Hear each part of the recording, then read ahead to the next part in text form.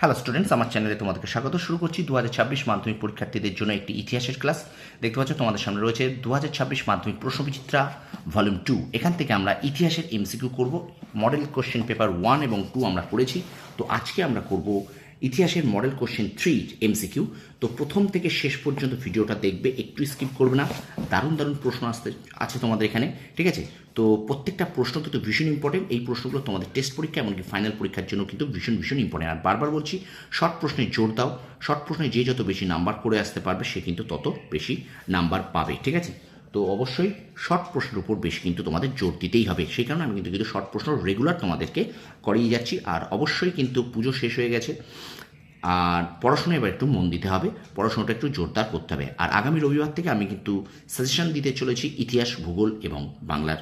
সুতরাং অবশ্যই চ্যানেলটাকে সাবস্ক্রাইব করে রাখো, পাশে থাকা বেল আইকনটি প্রেস করে রাখো, আর বন্ধুদের মাঝে একটু বেশি করে শেয়ার করে দাও। দেখো প্রথম এই যে মডেল কোশ্চেন পেপার 3, ওকে? দেখো, জীবনের ঝরাপাতা রচনা করেছিলেন সরলা দেবী চৌধুরানী। পরের প্রশ্ন, ইন্দিরা গান্ধীকে লেখা জওহরলাল নেহেরুর চিঠিগুলির হিন্দি অনুবাদ করেছেন মুন্সী প্রেমচাঁদ। ব্রহ্মানন্দ নামে পরিচিত ছিলেন কেশবচন্দ্র সেন। সাধারণ জনশিক্ষা কমিটি গঠিত হয় 1863 খ্রিস্টাব্দে। কলকাতা মাদ্রাসা প্রতিষ্ঠা করেন ওয়ারেন হেস্টিংস। চলো আমরা চলে যাই পরের প্রশ্নে।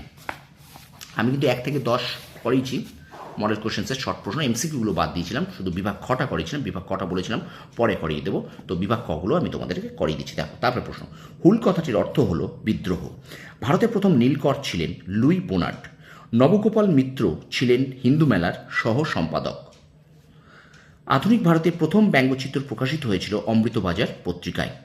পরের প্রশ্ন, 1857 নামক গ্রন্থটি রচয়িতা হলেন সুরেন্দ্রনাথ সেন। আচ্ছা, পরের প্রশ্ন দেখো, Indian association for the cultivation of science এর যে বিজ্ঞানী নোবেল পুরস্কার পেয়েছিলেন সিভি রমন।